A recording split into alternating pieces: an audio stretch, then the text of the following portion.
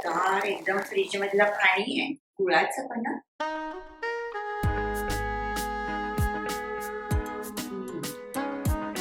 एकदम मस्त झालेलं आहे. 30 लोकांसाठी पन्ह बनवायचंय. 2 प्रकारचं पन्ह आपण इथे बघणार आहोत. एक म्हणजे गुळाचं पन्ह, दुसरं साखरेचं पन्ह आणि तिसरं म्हणजे कच्च्या कैरीचं पन्ह. मी खूप पूर्वी पोस्ट केलेला आहे व्हिडिओ, त्याची लिंक देते डिस्क्रिप्शन बॉक्स मध्ये, ती तुम्ही नक्की बघा. तर आता पन्ह बनवायला सुरुवात करूया. आता पन्ह बनवण्यासाठी तोतापुरी कैऱ्या घेऊ नका, आपल्या रेग्युलर कैऱ्या घ्या, कारण त्या जास्त आंबट असतात आणि त्यामुळे पन्ह्याला चव खूप सुंदर येते आणि शिवाय पन्ह जास्त प्रमाणात पण बनतं. आणि ह्या कैऱ्यांची मी चटणी बनवणार आहे, ज्याची रेसिपी पुढच्या आठवड्यात पोस्ट करणार आहे. 1 किलो कैऱ्या मी कुकरमध्ये ऑलरेडी शिजायला ठेवल्या आणि चला बघूयात कुकर मधल्या कैऱ्या शिजल्यात का. रेग्युलर जो डाळ भाताचा आपण कुकर लावतो तसाच कुकर लावून कैऱ्या शिजवून घ्यायच्या. आणि बघा कैऱ्या व्यवस्थित शिजल्यात. जरा गरम आहे, कैऱ्या काढायला झारा वापरते. आता तुम्हाला सांगायचं म्हणजे एक व्हिडिओ बनवायला खूप मेहनत असते. जेव्हा तुम्ही प्रेमाने व्हिडिओ बघता, कॉमेंट लिहिता, संवाद साधता, व्हिडिओ शेअर करता, चॅनल सबस्क्राईब करता, तेव्हा केलेली सगळी मेहनत सफल झाली असंच वाटतं. असो तर कैरीचं साल आणि गर काढून घ्यायचा. सालांना पण भरपूर गर लागलेला असतो, तो ना असा चमच्याने काढून घ्यायचा व्यवस्थित.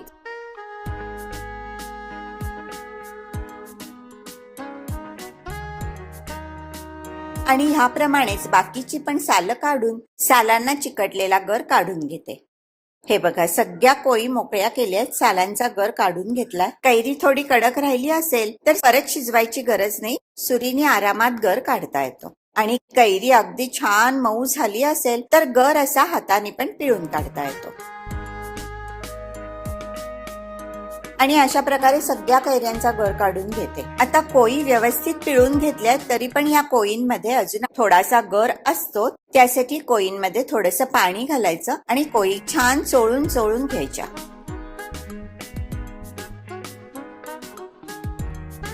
हे बघा, हे असं मस्त दाट पाणी निघतं, नजरेने न दिसणारा एवढा गर कोळींना लागलेला असतो. आता कैरीची पूर्ण वसुली झालेली आहे. साली आणि कोळी द्यायच्या टाकून.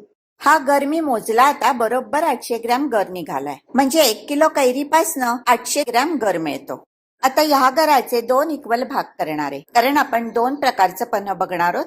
सालींची जाडी आणि कोळींच्या आकारावरती गर किती मिळेल हे अवलंबून असतं, त्यामुळे गर थोडाफार कमी जास्त होऊ शकतो. हे बघा, असे 2 बोल झालेले आहेत गराचे. प्रत्येक बोलमध्ये 400 ग्रॅम गर आहे. एका भागात घालणारे साखर आणि एका भागात घालणारे गुळ. पहिल्यांदा बघूयात साखरेचं पन्ह. वजनी मापाने जेवढा गर तेवढीच साखर घ्यायची, पण साखरेचा व्हॉल्यूम गराच्या व्हॉल्यूम पेक्षा किंचित जास्त दिसेल, कारण गर जास्त जड असतो. वजनी मापाने 1 असेल तरी भांड्याच्या मापाने कमी दिसतो. आता हा गर, साखर, चवीप्रमाणे मीठ मिक्सरमध्ये एकदम गुळगुळीत वाटून घ्यायचं. कोळी पिळलेलं पाणी गरामध्ये थोडंसं घालतीये, म्हणजे गर अगदी गुळगुळीत वाटला जाईल. हे बघा, असं दाट मस्त पण याचं कॉन्सन्ट्रेट तयार झालेलं आहे. हे कॉन्सन्ट्रेट जेवढं घट्ट असेल तेवढं छोट्या डब्यात मावेल, फ्रीज मधली जागा कमी अडेल. आपल्या सगळ्यांच्या फ्रीज मध्ये केवढं सामान असतं नाही का, त्याच्यामध्ये पन्ह्यासाठी जागा बनवायची म्हणजे जरा अवघडच वाटतं. पण हे असं घट्ट पन्ह्याचं कॉन्सन्ट्रेट जास्त जागा अजिबात घेत नाही आणि परत पाहिजे तेव्हा पाहिजे तेवढं पाणी घातलं की पन्ह तयार आहे की नाही, एकदम सोयीचं. पॅपिलॉन कंपनीने ट्रायलसाठी मला त्यांचे काही इसेन्सेस पाठवले होते. तर हा बघा, हा आहे केशराचा इसेन्स आणि हा आहे वेलदोड्याचा इसेन्स. तर आज मी या साखरेच्या पन्ह्यामध्ये घालणारे पॅपिलॉनचे इसेन्स. एवढ्या पन्ह्यासाठी एक 5-6 ड्रॉप्स केशराचा इसेन्स आणि 5-6 ड्रॉप्स वेलदोड्याचा इसेन्स पुरेसा झालाय. आणि हे आपलं साखर घातलेलं पन्ह तयार आहे. ह्या दुसऱ्या बोलमध्ये पण 400 ग्रॅम पल्प आहे आणि त्यासाठी घेतलाय 400 ग्रॅम गुळ.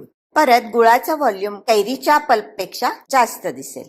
आता ब्लेंडरमध्ये घातला पल्प, हे उरलेलं कोळी पिळलेलं पाणी आणि गुळ, ह्याची पेस्ट बनवून घेते.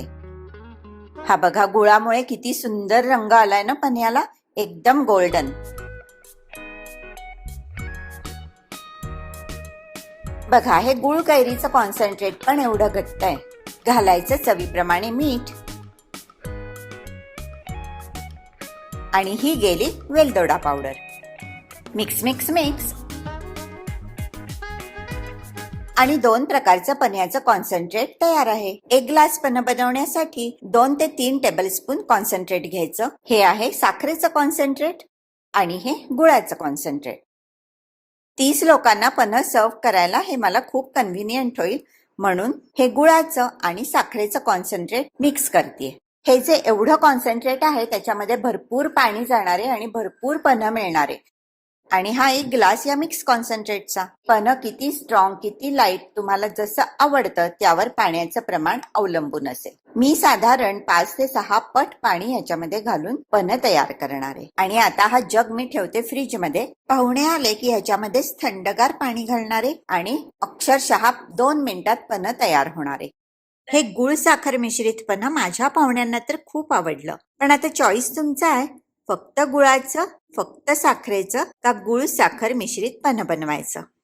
हे आहे पूर्ण गुळाचं, पूर्ण साखरेचं आणि हे आहे मी गुळ आणि साखर दोन्ही मिक्स करून बनवलेलं पन्ह. ह्याच्यामध्ये आता मस्त थंडगार पाणी घालायचं.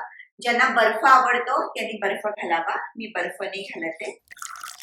तर मस्त पाणी घालूया. गार एकदम फ्रीज मधलं पाणी आहे. उन्हाळ्यामध्ये असं थंडगार पन्ह तब्येतीसाठी पण खूप छान असतं. म्हणजे आपण जी एरवी बाकीची ड्रिंक्स आणतो बाजारमधनं त्याच्यापेक्षा असं पन्ह बनवायला सोपं आहे. आणि हे पन्ह तुम्ही बनवून फ्रीज मध्ये ठेवून अगदी 10 दिवस पण छान एन्जॉय करू शकता. खूप सुंदर चव आलेली आहे पन्ह्याला. आणि कच्च्या कैरीचं पण पन्ह खूप सुंदर लागतं. बघा तुम्ही तो व्हिडिओ. आणि मस्त एका ग्लास मध्ये 2 चमचे पन्ह्याचं मिक्सचर म्हणजे कॉन्सन्ट्रेट घालायचं आणि बाकीचं पाणी घालायचं. पन्ह तयार. आणि हा जो तुम्हाला जार दिसतोय ना हे एवढंच पन्ह नाहीये, भरपूर पन्ह आहे. मी केवळ दाखवण्यापुरेसं जार मध्ये थोडस भरून ठेवलंय आणि हे सर्व करायला पण मला खूप सोपं जाईल म्हणून हा जार. गुळाचं पन्ह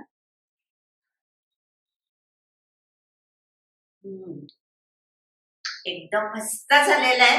थंडगार, तब्येतीसाठी एकदम चांगलं असं पन्ह आपलं तयार झालेलं आहे. तर रेसिपी कशी वाटली हे मला कॉमेंट बॉक्स मध्ये लिहून सांगा.